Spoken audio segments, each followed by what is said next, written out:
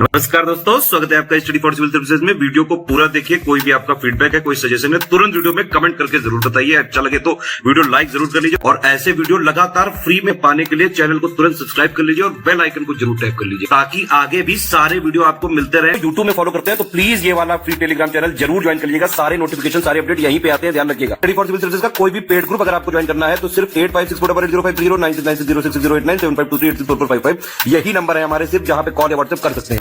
Instagram पे हमारा page जरूर फॉलो कर लीजिएगा, स्टडी फॉर सिविल .सर्विसेज है।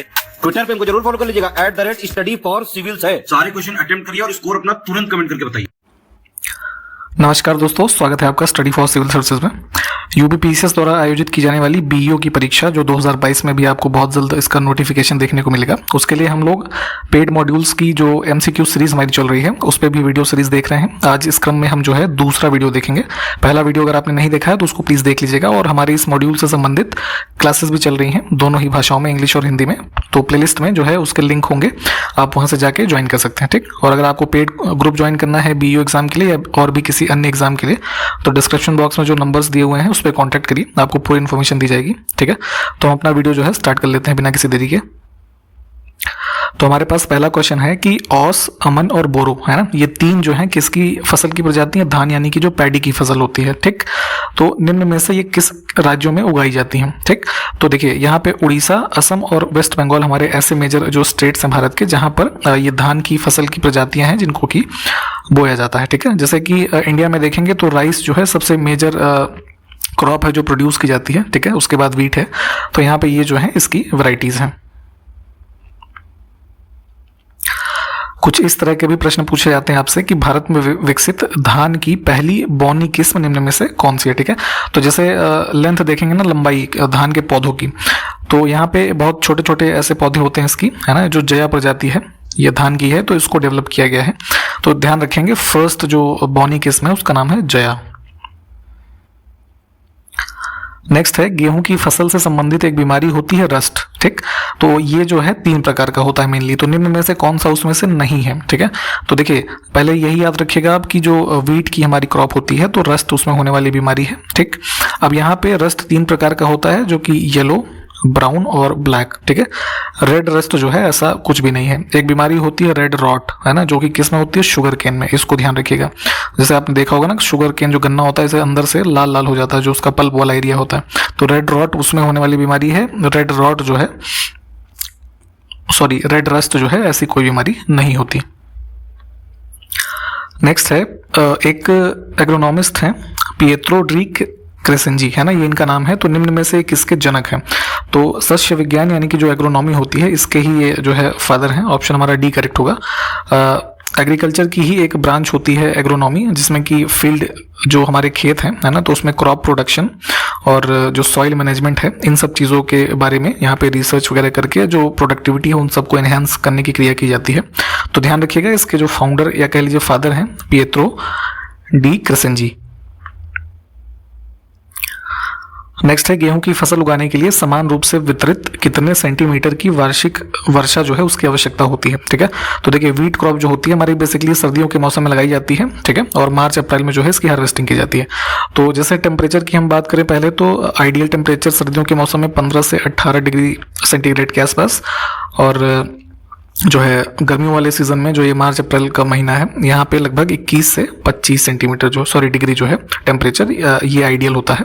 और अगर हम बारिश की बात करें तो एक जैसे यूनिफॉर्म वे में अगर एनुअल रेनफॉल की बात करें तो ये 75 सेंटीमीटर की होगी। तो एक आइडियल जो है बारिश की अमाउंट होती है, और मैक्सिमम जो लिमिट ये होती है 100 सेंटीमीटर की होती है। इसको भी ध्यान रखिएगा, ठीक। ऑप्शन ए हमारा करेक्ट हो जाएगा। और अगर सॉइल की बात करें तो एलुवियल सॉइल या जो ब्लैक सॉइल्स होती हैं ये काफ़ी आइडियल होती हैं व्हीट के प्रोडक्शन के लिए। निम्नलिखित में से कौन हिंदुस्तानी शास्त्रीय संगीत का वाद्य यंत्र नहीं है, ठीक है। तो इंडियन जब म्यूजिक के बारे में आप पढ़ते हैं तो जैसे कि अलग अलग हमारे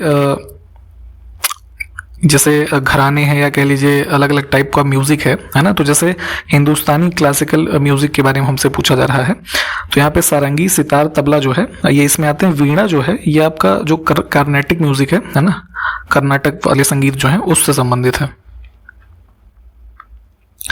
अगला देखिए, गलत युग्म का हमको चयन करना है। तो यहाँ पे कुछ फोक डांसेस हैं और किस राज्य से संबंधित हैं वो लिखा है। तो लावड़ी के लिए लिखा है उत्तराखंड, ये गलत है। ये बेसिकली कहाँ पे होता है? महाराष्ट्र में, काफ़ी फेमस डांस है। बाकी के सब जो है ये हमारे पेयर ठीक है, हम इसको चुनेंगे। बच्चों के जन्म के दौरान गाया जाने वाला लोकगीत निम्न में से कौन सा है? ठीक, तो हमारे स्पेशली जो पूर्वी उत्तर प्रदेश यानी कि ईस्टर्न यूपी का एरिया और जो मेजर एरिया है बिहार का, है ना, यहाँ पे ये काफ़ी पॉपुलर जो है फोक सिंगिंग सोहर, है ना, कब गाया जाता है? बच्चों के जन्म के उत्सव पे। ठीक, अब यहाँ पे भी हमको गलत युग्म का चयन करना है। तो यहाँ पे देखिए कुछ हमारे रीजनल फोक सॉन्ग्स हैं, है ना, उनके बारे में लिखा गया है। तो जैसे डी ऑप्शन हमारा गलत है। धाड़ी के लिए लिखा है कि एक ग्राम लोक संगीत है, तो ये ग्राम लोक संगीत नहीं है, बेसिकली जैसे वॉरियर्स होते हैं उनसे संबंधित डांस है, जो कि ये पंजाब के स्टेट में परफॉर्म किया जाता है। ठीक, बाकी के 3 पेयर ठीक हैं। ये तीनों जो हमारे फोक सॉन्ग्स हैं किन किन राज्यों में किए जाते हैं, जरा कॉमेंट करके बताइए। अगला है खूबा केशई लोकगीत, जिसके साथ मतलब केवल तालियां बजाई जाती हैं, जो सॉन्ग गाया जाता है। तो इसमें कोई इंस्ट्रूमेंट नहीं है, सिर्फ तालियां बजा के इसको गाया जाता है। तो निम्न में से इसको किस राज्य में करते हैं? ठीक है, तो ये जो है मेजर परफॉर्म किया जाता है मणिपुर में, ऑप्शन सी। वर्तमान उत्तर प्रदेश राज्य को संयुक्त प्रांत नाम निम्नलिखित में से किस वर्ष में दिया गया था? ठीक है, तो जो हमारा वर्तमान उत्तर प्रदेश का राज्य है, जिसे देखेंगे तो ब्रिटिशर्स के टाइम से ही इसके अलग अलग समय पे कुछ अलग अलग नाम रहे। ठीक है, जैसे नॉर्थ वेस्ट फ्रंटियर प्रोविंस हो गया, है ना, यूनाइटेड प्रोविंस हो गया, तो इस तरीके के नाम जो दिए गए। फिर जैसे मॉडर्न उत्तर प्रदेश हो गया, तो यहाँ पे देखेंगे यूनाइटेड प्रोविंस उत्तर प्रदेश को कहा गया गवर्नमेंट ऑफ इंडिया एक्ट 1935 के बाद 37 में। ठीक, अब आपसे एक प्रश्न ये है कि जो वर्तमान उत्तर प्रदेश नाम है ना, ये किस वर्ष में दिया गया था? नवंबर 2000 में उत्तर प्रदेश के कितने जिलों को अलग करके उत्तराखंड राज्य बनाया गया? ठीक, तो देखिए 9 नवंबर सन 2000 से जो उत्तराखंड का स्टेट है ये अस्तित्व में आया है, और उत्तर प्रदेश के 13 पहाड़ी जो जिले थे इनको कार्व आउट करके उत्तराखंड स्टेट जो है उसको बनाया गया है। उत्तर प्रदेश के राजकीय चिन्ह को निम्न में से किस वर्ष में स्वीकृत किया गया था? ठीक, तो जो हमारा स्टेट सिंबल है, स्टेट एम्बलम है, ऐसे देखा होगा आपने सर्कुलर वे में, यहाँ पे उत्तर प्रदेश सरकार लिखा होता है, और बीच में देखेंगे तो इधर से गंगा यमुना का कॉन्फ्लुएंस दिखाया जाता है, और ऐसे इधर 2 मछलियां होती हैं, और यहाँ पे धनुष और तीर होता है। ठीक, तो बेसिकली इसको डिजाइन किया गया था, जैसे अभी हमने देखा ना उत्तर प्रदेश का जो यूनाइटेड प्रोविंस कभी किस ईयर में टाइटल दिया गया, तो उससे पहले उत्तर प्रदेश को United province of Awadh and Agra ये बुलाया जाता था। ठीक है, तो इस एम्बलम को 1916 में जो है डिज़ाइन किया गया था इसके लिए। ठीक है, तो यहाँ पे ओरिजिन तो इसका 1916 में है। अब अगर देखिए ऑफिशियल उत्तर प्रदेश स्टेट के बारे में हमसे पूछा जा रहा है, तो इसमें किस वर्ष को सही माना जाएगा ये आप हमको कमेंट करके बताइए। ठीक, अगला देखिए उत्तर प्रदेश का कौन सा जिला राष्ट्रीय राजधानी क्षेत्र में सम्मिलित नहीं है? ठीक, तो देखिए जैसे दिल्ली कैपिटल रीजन जो है, तो यहाँ पे उसके आसपास के जो स्टेट्स हैं उत्तर प्रदेश, हरियाणा और राजस्थान, ठीक है, तो इनके कुछ जिलों को एनसीआर का जो रीजन है ना, उसमें सम्मिलित किया गया है। तो उत्तर प्रदेश के इसमें से जो है 8 जिले शामिल हैं। ठीक, तो अब यहाँ पे हम देखेंगे तो बिजनौर जो है इसमें ये शामिल नहीं है, इसको चुन लेंगे हम। जैसे 8 स्टेट्स की हम ये डिस्ट्रिक्ट्स की बात करें तो मेरठ है आपका, गाजियाबाद, गौतम बुद्ध नगर, उसके बाद ये बुलंदशहर है, मुजफ्फरनगर, बागपत ही है, इसके अलावा हापुड़ है और शामली है। ठीक है, और अगर स्क्वायर किलोमीटर एरिया की बात करें तो ये 14,826 स्क्वायर किलोमीटर का एरिया है जो उत्तर प्रदेश का कवर होता है इसमें, तो इसको भी ध्यान रख सकते हैं आप। 1 district 1 product scheme Uttar Pradesh में चलाई जा रही है, तो इस संदर्भ में गलत युग्म का हमको चयन करना है। ठीक है, तो गलत है इसमें झांसी, इसके लिए लिखा है ऊनी कालीन, तो ये नहीं है। झांसी का जो 1 डिस्ट्रिक्ट 1 प्रोडक्ट हमारा है ये सॉफ्ट टॉयज है ना, इसको ध्यान रखेंगे। यहाँ पे फिर से हमको गलत युग्म का चयन करना है, तो कुछ इंस्टीट्यूट्स हैं जो उत्तर प्रदेश में स्थित हैं और उनके किस जिले में स्थिति है वो हमको बतानी है। तो लिखा है राष्ट्रीय कृषि वानिकी अनुसंधान केंद्र कानपुर, ये गलत है, ये झांसी में है। बाकी के पेयर हमारे ठीक हैं, इनको देख लीजिएगा आप। अब हमें ओडीओपी के संदर्भ में फिर से गलत युग्म का चयन करना है। तो देखिए बी ऑप्शन यहाँ पे गलत हो जाएगा। इसमें लिखा है शामली के लिए लकड़ी पर नक्काशी, ये गलत है। लकड़ी पर नक्काशी कहाँ का है? सहारनपुर का, ठीक है। शामली का है ये लौह उत्पाद जो है ना, उनसे संबंधित है ये। अगला है निम्न में से कौन सा जिला उत्तर प्रदेश रक्षा औद्योगिक गलियारे का हिस्सा नहीं है, ठीक है। तो उत्तर प्रदेश में ये डिफेंस इंडस्ट्रियल कॉरिडोर जो डेवलप किया जा रहा है, तो इसके 6 नोड्स हैं, यानी कि 6 अलग अलग डिस्ट्रिक्ट्स में। इसमें ललितपुर का ऑप्शन गलत हो जाएगा। यहाँ पे 3 डिस्ट्रिक्ट बाकी जो हैं ये तो है ही है। इसके अलावा आपका अलीगढ़ है, कानपुर है और एक कौन सा बच गया? चित्रकूट है, ठीक। उत्तर प्रदेश में नॉलेज पार्क जो है ये कहाँ पर स्थित है, ठीक है। तो ये आपका जो गौतम बुद्ध नगर है ना, ग्रेटर नोएडा वाला जो एरिया है, यहाँ पे ये नॉलेज सिटी को डेवलप किया गया है, नॉलेज पार्क को, जिसमें कि कई सारे इंजीनियरिंग इंस्टीट्यूट्स हैं, मेडिकल कॉलेजेस हैं, है ना, तमाम तरह के एजुकेशनल इंस्टीट्यूट्स स्थित हैं। तो यहाँ पे ये हमारा करेक्ट हो जाएगा। अगला है उत्तर प्रदेश के सर्वाधिक जिलों को स्पर्श करने वाला जिला इनमें से कौन सा है, ठीक है। तो यहाँ पे इसको मैप में एक बार लोकेट कर लीजिएगा। करेक्ट आंसर हो जाएगा हरदोई। अगला देखिए, मानव हस्तक्षेप के बिना सेप्टिक टैंक को साफ करने के लिए आईआईटी मद्रास के द्वारा विकसित रोबोट का नाम क्या है, ठीक है। तो जो हमारे ये मेन होल गटर जो होते हैं, ठीक है, तो मैनुअल स्कैवेंजिंग बहुत ज़्यादा घातक होती है। इसमें जो लोग मैनुअली इसको सफाई करते हैं, कई बार उनकी जो है इसमें जो है गटर में जाने की वजह से सफाई करते समय जो मीथेन गैस का फॉर्मेशन होता है उसकी वजह से उनकी मृत्यु हो जाती है, ठीक। तो इन्हीं सब घटनाओं को रोकने के लिए आईआईटी मद्रास ने एक रोबोट विकसित किया है। इसका नाम दिया गया है होमोसेप, ठीक, जो कि ऑटोमेटिक रूप से एक जो है ऑटोमेटिक मशीनरी के थ्रू सेप्टिक टैंक्स जो होते हैं उनको साफ कर सकता है। अगला है मरुस्थलीकरण और सूखा दिवस का विषय जो 2022 का है, ये है rising up from drought together, है ना। तो ये किस दिन मनाया जाता है, हमसे ये पूछा जा रहा है, ठीक है। तो मरुस्थलीकरण के संदर्भ में अवेयरनेस फैलाने के लिए 17 जून को मनाते हैं ये। अगला है, जापान ने जून 2022 में पहली बार निम्न में से किस जगह आयोजित नाटो का जो समिट होता है उसमें भाग लिया है, ठीक है। तो अभी 2022 में यहाँ पे मैड्रिड जो कैपिटल है स्पेन की, इसमें शामिल हुआ है जापान। बी ऑप्शन हमारा करेक्ट होगा। अगला है, हाल ही में हमजा आब्दी बर्रे, ये इनका पूरा नाम है, इनको किस देश के प्रधानमंत्री के रूप में नियुक्त किया गया है? तो ये चुने गए हैं जो है सोमालिया के ये प्राइम मिनिस्टर। अगला है, विश्व स्तर पर हेट स्पीच का मुकाबला करने के लिए अंतर्राष्ट्रीय दिवस कब मनाया जाता है, ठीक है। तो हेट स्पीच वगैरह जो है अक्सर चर्चा में रहती है, तो इन्हीं सब चीज़ों को जो है अवेयरनेस फैलाने के लिए एक डे ऑब्जर्व किया जाता है जून 18 को।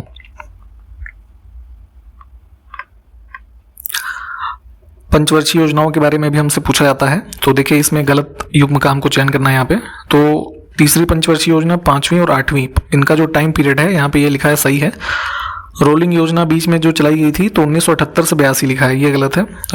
ये 1978 से जो है 80 तक था, ठीक। बेसिकली रोलिंग प्लान का कॉन्सेप्ट ये था कि जो है रोलिंग प्लान में प्रत्येक 1 वर्ष के लिए जो है उसकी परफॉर्मेंस को आंका जाता था और उसी असेसमेंट के आधार पर अगले साल के लिए जो प्लान है उसको फॉर्मुलेट करते थे, ठीक। तो यहाँ से सी को चुनेंगे हम। 5 ईयर प्लान्स के बारे में आप पढ़ते हैं तो उसी संदर्भ में आप नेशनल डेवलपमेंट काउंसिल के बारे में भी पढ़ते हैं, ठीक है। तो पूछा जा रहा है कि ये किस प्रकार की संस्था है। तो ये जो है ना कि कॉन्स्टिट्यूशनल है ना ही स्टैट्यूटरी है, एक गैर सांविधिक निकाय है, ठीक है। मतलब कि इसका कोई एक्ट नहीं है, ना ही ये कॉन्स्टिट्यूशन में कहीं मेंशन्ड है, तो इसको चुनेंगे हम। इसका काम क्या होता था, जो 5 ईयर प्लान्स बनाए जाते थे यहाँ पे उसको अप्रूव वगैरह करते थे। इसके भी चेयरमैन कौन होते थे? प्राइम मिनिस्टर, है ना। निम्नलिखित में से कौन नीति आयोग के उपाध्यक्ष के पद से संबंधित है या फिर हैं, ठीक। तो देखिए 1 जनवरी 2015 से जो है यहाँ पे प्लानिंग कमीशन को अबॉलिश कर दिया गया था और उसका स्थान लिया है नीति आयोग ने, ठीक है, national institute for transforming India. तो इसके जो है अध्यक्ष कौन होते हैं? प्रधानमंत्री। तो उपाध्यक्ष यानी वाइस चेयरमैन की पोस्ट होती है। तो सबसे पहले उपाध्यक्ष थे अरविंद पनगड़िया, उसके बाद बनाए गए राजीव कुमार और वर्तमान में जो है अभी 2022 में बने हैं सुमन बेरी, है ना। तो यहाँ पे ये तीनों ही संबंधित हैं, तो हम ऑल ऑफ द अबव चुनेंगे। अब देखिए प्लानिंग कमीशन या जो हमारे 5 ईयर प्लान्स बनते थे, है ना, तो इनकी शुरुआत या कह लीजिए इनकी आधारशिला जो है, जो इससे पहले हमारे तरह तरह की योजनाएं बनी उस पे ही आधारित थी। तो 1950 में एक सर्वोदय योजना सामने आई और यह गांधीवादी योजना और विनोबा भावे का जो भूदान मूवमेंट था कह लीजिए, उनके विचारों से प्रभावित था। इसने विदेशी प्रौद्योगिकी से मुक्ति का सुझाव दिया और विकेंद्रीकृत भागीदारी योजना पर जोर दिया। ठीक है, तो किस नेता ने इस योजना का मसौदा तैयार किया था, ये हमसे पूछा जा रहा है। तो यहाँ पे जयप्रकाश नारायण जी जो थे, है ना, इनके द्वारा इसको फॉर्मुलेट किया गया था।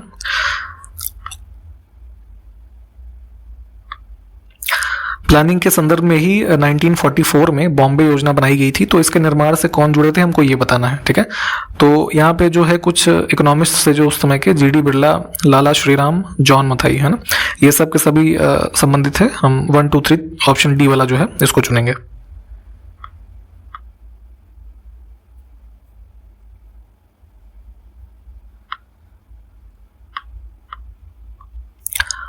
अगला देखिए, 100% शहरीकृत आबादी वाला बरमूडा देश निम्न में से किस महाद्वीप में स्थित है, यानी कॉन्टिनेंट में। तो बेसिकली ये एक ग्रुप ऑफ आइलैंड्स है जो कि ये आपका नॉर्थ अटलांटिक ओशन वाला रीजन है ना, नॉर्थ अमेरिकन कॉन्टिनेंट में, वहां पे स्थित है। ठीक है, तो यहाँ से हमारा जो बी ऑप्शन है ये करेक्ट हो जाएगा। नेक्स्ट हमसे पूछा जा रहा है कि ब्रिक्स देशों में सबसे ज्यादा नगरीकृत देश कौन सा है। ठीक है, तो हमारा एक ग्रुप ऑफ कंट्री, ये एसोसिएशन है BRICS, Brazil, Russia, India, China और साउथ अफ्रीका। तो देखेंगे सबसे ज्यादा शहरीकृत इसमें है ब्राजील, है ना। इसमें लगभग जो है 89% के आसपास जो पॉपुलेशन है वो अर्बनाइज्ड है। तो इसमें से हमारा कौन सा करेक्ट हो गया, ये बी ऑप्शन। ठीक, अगला हमसे पूछा जा रहा है कि जो सार्क कंट्रीज हैं इसमें सबसे कम शहरीकृत देश जो है वो कौन सा है। तो सार्क कंट्रीज बेसिकली जो 8 कंट्रीज हैं इसमें, जैसे भूटान, मालदीव है, पाकिस्तान, बांग्लादेश, इंडिया, अफगानिस्तान, नेपाल और श्रीलंका। ठीक, तो सबसे ज़्यादा अगर हम बात करें अर्बनाइज्ड कौन सा है, तो भूटान है। ठीक, इसका लगभग जो है 40% अर्बनाइज्ड है और सबसे लीस्ट जो अर्बनाइज्ड पॉपुलेशन है वो श्रीलंका की है, 18.5% के आसपास है। तो इसमें से कौन सा उत्तर हो जाएगा हमारा, बी वाला। अगला है कि निम्न में से कितनी पॉपुलेशन से अधिक जनसंख्या वाले शहर को मेगा सिटी कहा जाता है। ठीक है, तो पॉपुलेशन के संदर्भ में अभी हम जो क्वेश्चंस देख रहे हैं ये लगातार हैं। तो देखिए जो है 10 मिलियन यानी कि 1 करोड़ की जो पॉपुलेशन होगी उससे अधिक जनसंख्या है, तो ऐसे सिटीज को मेगा सिटी कहा जाता है। तो यहाँ पे 10 मिलियन जो है ये हमारा करेक्ट आंसर हो जाएगा, सी वाला। ठीक, यहाँ पे अभी थोड़ा टेलीग्राम के सर्वर में इशू है तो क्वेश्चंस अटेम्प्ट नहीं हो पा रहे हैं। ठीक है, तो हम आपको जो करेक्ट आंसर है वो बता दे रहे हैं ऐसे बॉक्स बना के, तो यहाँ से आप समझ जाइएगा। अब 2011 की जनगणना अभी हम फॉलो कर रहे हैं, तो उसके हिसाब से भारत में कौन कौन से जो है मेगा सिटीज हैं हमसे ये पूछा जा रहा है। ठीक, तो अभी हमने क्या देखा था, मेगा सिटीज की परिभाषा। अब भारत में 2011 की जनगणना के अनुसार दिल्ली, कोलकाता और ग्रेटर मुंबई, है ना, ये तीनों ही जो है मेगा सिटीज हैं। इसमें पॉपुलेशन अगर हम देखें तो दिल्ली जो है इसकी पॉपुलेशन 2011 के आंकड़ों के अनुसार ये थी लगभग 16.31% के आसपास थी, 16.31 मिलियन, है ना, परसेंट नहीं। ठीक, कोलकाता की बात करें तो कोलकाता में लगभग 14.11 मिलियन थे और ग्रेटर मुंबई में ये आंकड़ा जो था ये अराउंड 18.41 मिलियन का था। ठीक, तो इसको ध्यान रखेंगे। इसमें कौन सा ऑप्शन सही है, ऑल ऑफ द अबव, यानी कि डी वाला। नेक्स्ट है 37.4 मिलियन निवासियों के साथ वर्तमान में कौन सा शहर दुनिया का सबसे बड़ा मेगा सिटी है। ठीक, तो अब सबसे बड़ा विश्व का मेगा सिटी देखेंगे तो ये है जापान में जो सिटी है टोक्यो, है ना। इसमें जो है लगभग 37.4 मिलियन जो है पॉपुलेशन यहाँ की है, तो ये सबसे बड़ा जो है मेगा सिटी है विश्व का। अगला देखिए, निम्न में से कौन सा मानदंड जनगणना नगर कहे जाने वाले स्थान द्वारा पूरा किया जाना चाहिए। ठीक, तो देखिए भारत में नगरीकरण यानी कि अर्बनाइजेशन के बारे में हम जब पढ़ते हैं तो यहाँ पे अर्बन एरिया जो हैं वो 2 प्रकार के होते हैं। पहला कौन सा होता है, स्टैट्यूटरी टाउन होते हैं। ठीक है, दूसरा होता है हमारा ये सेंसस टाउन यानी कि जनगणना नगर। तो दोनों में डिस्टिंक्शन क्या है कि स्टैट्यूटरी टाउन में जो है जैसे ये म्यूनिसिपल कमेटी, म्यूनिसिपल कॉरपोरेशन, आपका कैंटोनमेंट बोर्ड या फिर नोटिफाइड टाउन एरिया कमेटी, ये सब के जो एरियाज किसी शहर में होते हैं तो उसको स्टैट्यूटरी टाउन बोला जाता है। ठीक, और सेंसस टाउन ऐसे टाउन होते हैं जहाँ पे ये देखिए 3 ऑप्शन हमें जो दिए हैं कि 5000 की न्यूनतम जनसंख्या हो शहर की, गैर कृषि वाले कार्य जो हैं उसमें जो पुरुष है मुख्य कामकाजी आबादी का कम से कम 75% उसमें शामिल हो, यानी कि 75% ऐसे कार्य हों जो गैर कृषि वाले कार्य हों, ठीक है, उसमें पॉपुलेशन इन्वॉल्व हो। और तीसरा है कि उस सिटी का जनसंख्या घनत्व कम से कम 400 जो है प्रति वर्ग किलोमीटर हो, है ना, 400 व्यक्ति प्रति वर्ग किलोमीटर। तो तीनों कंडीशन ये हमारा सेंसस टाउन के परिभाषा है। तो इसमें से डी ऑप्शन जो है इसको चुनेंगे, ये सही है, उपरोक्त सभी।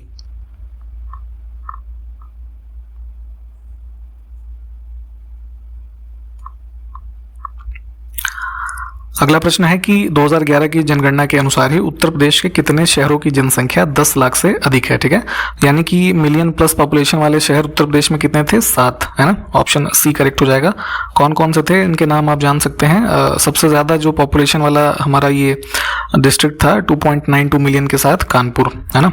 उसके बाद जो है आपका और जो जैसे लखनऊ था, इसमें गाजियाबाद, आगरा, वाराणसी, मेरठ और प्रयागराज यानी इलाहाबाद, ठीक। नेक्स्ट है एक स्कीम है माँ, है ना, मदर्स एब्सोल्यूट अफेक्शन।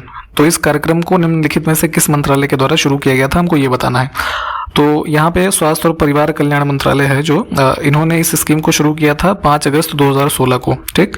ऑब्जेक्टिव क्या था इसका कि जो ये स्तनपान होता है तो उसके लाभ के बारे में जो माताएं हैं उनके बीच में इसकी अवेयरनेस को फैलाना, ठीक है, ब्रेस्ट फीडिंग की अवेयरनेस जो है। तो इसमें से हम बी ऑप्शन जो है ये हमारा करेक्ट था।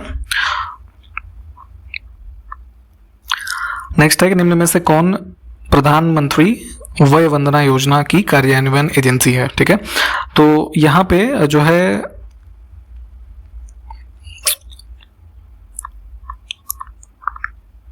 इस योजना को शुरू किया गया था मई 2017 में, जो तत्कालीन अरुण जेटली फाइनेंस मिनिस्टर थे उनके कार्यकाल के दौरान।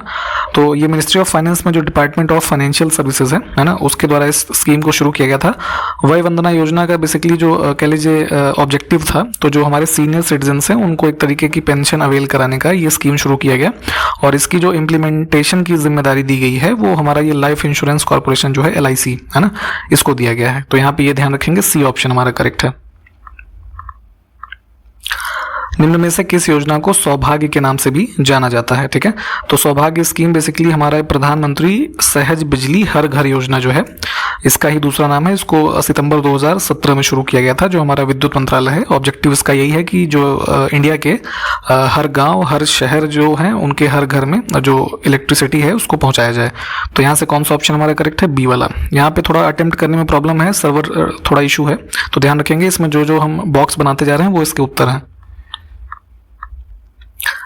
नेक्स्ट है कि दीनदयाल स्पर्श योजना निम्न में से किसके द्वारा शुरू की गई थी। तो डिपार्टमेंट ऑफ पोस्ट जो है, डाक विभाग, है ना, इनके द्वारा इस स्कीम को 2017 नवंबर में शुरू किया गया था। ऑब्जेक्टिव इस स्कीम का ये था कि बेसिकली ये जो है एक स्कॉलरशिप स्कीम है जो ये स्कूल गोइंग चिल्ड्रन है, लगभग क्लास 6 से लेकर 9 तक के, तो उनको एक स्कॉलरशिप स्कीम जो है प्रदान करने वाली स्कीम है। और ऑब्जेक्टिव क्या है स्कॉलरशिप देने के पीछे कि जो हमारे ये पोस्ट के ये होते हैं ना, पोस्टेज, डाक टिकट, तो उनके क्षेत्र में जो है शोध कार्य को प्रोत्साहित करना। तो इसके लिए शुरू किया गया था, सी ऑप्शन हमारा करेक्ट है। अगला है कि पंचवर्षीय योजना के संबंध में 8वीं पंचवर्षीय योजना की समय अवधि हमको बतानी है, ठीक है। तो एक हमने क्वेश्चन रोलिंग प्लान से संबंधित देखा था इसी वीडियो में। अभी हम 8वीं पंचवर्षीय योजना की बात करें तो 8वीं पंचवर्षीय योजना से पहले जो है ईयरली ये हमारे प्लान्स आते थे 1990 से लेकर 92 तक, ठीक। तो उसके बाद 92 से 97 का जो टाइम पीरियड है ये हमारा 8वीं पंचवर्षीय योजना का टाइम पीरियड है। हाल ही में निम्न में से किसने नई दिल्ली के इंदिरा गांधी स्टेडियम में 44वें शतरंज ओलंपियाड के लिए ऐतिहासिक मशाल रिले का शुभारंभ किया, ठीक है। तो ऐसे आपने देखा होगा कि जैसे कुछ इंटरनेशनल स्पोर्ट्स इवेंट्स होते हैं, जैसे, है ना, बड़े जैसे कॉमनवेल्थ गेम है, ओलंपिक है, तो इसमें ऐसे टॉर्च जो है आग जलती रहती है, मशाल, है ना। तो उसको शुरू किया एक जगह से लॉन्च किया जाता है और अलग अलग शहरों में जो है उसको ऐसे मूव किया जाता है, ठीक है। तो इसको लॉन्च किया है यहाँ पे ये हमारा जो चेस का गेम होने वाला है 44th जो इंटरनेशनल चेस फेडरेशन के द्वारा आयोजित किया जाने वाला, तो इसको शुरू किया है प्राइम मिनिस्टर नरेंद्र मोदी ने, ठीक है, इंदिरा गांधी स्टेडियम जो न्यू दिल्ली में है यहाँ से। तो इसमें से हमारा बी ऑप्शन करेक्ट होगा। रिजर्व बैंक ऑफ इंडिया ने अपने पेमेंट्स विजन 2025 डॉक्यूमेंट एक जो है रिलीज किया है। तो इसमें किस वर्ष तक डिजिटल भुगतान लेन देन की संख्या को अभी जो 2022 में जितने भी आंकड़े हैं उससे 3 गुना करने या उससे अधिक बनाने का लक्ष्य रखा है। ठीक, तो जाहिर सी बात है पेमेंट विजन 2025 का है, तो ये टारगेट वर्ष भी हमारा 2025 है। बी ऑप्शन करेक्ट है।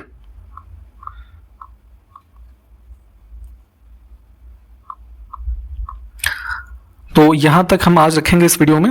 बाकी के जो आज के वीडियो के क्वेश्चंस बचे हैं हम नेक्स्ट वीडियो में कवर कर लेंगे। ठीक है, तो यहाँ तक के क्वेश्चंस को आप अच्छे से देख लीजिएगा। ठीक है, नेक्स्ट वीडियो में मिलते हैं आपसे, तब तक के लिए नमस्कार, जय हिंद।